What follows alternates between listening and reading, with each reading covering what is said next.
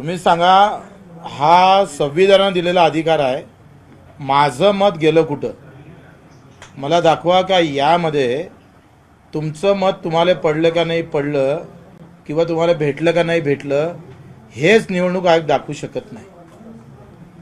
तुमचा आमचा संविधानानं दिलेला अधिकार हक्क सुद्धा या सिस्टीममुळं पूर्ण कोलॅप्स झालेला आहे. म्हणजे तुमचं आता उद्या जर म्हटलं का माझं मत दाखवा, पहिले काय होतं, बॅलेट होतं, वरती पावती याची, बॅलेट याचा, बॅलेट नंबर राहायचा आणि खाली त्या बॅलेटवर सही राहायची. म्हणजे माझं मत मला भेटलं का नाही भेटलं ते ठेवलं आहे का ते संपलंच आहे. याचं कारस्थान काय?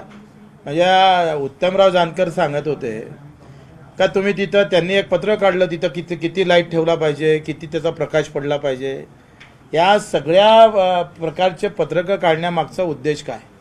आणि म्हणून आम्ही सोन्याचे चोर पाहिले, चांदीचे चोर पाहिले, पण मतं चोरणारी टोळी निर्माण होती की काय असं भय आहे. हा लढीचा खेळ आहे.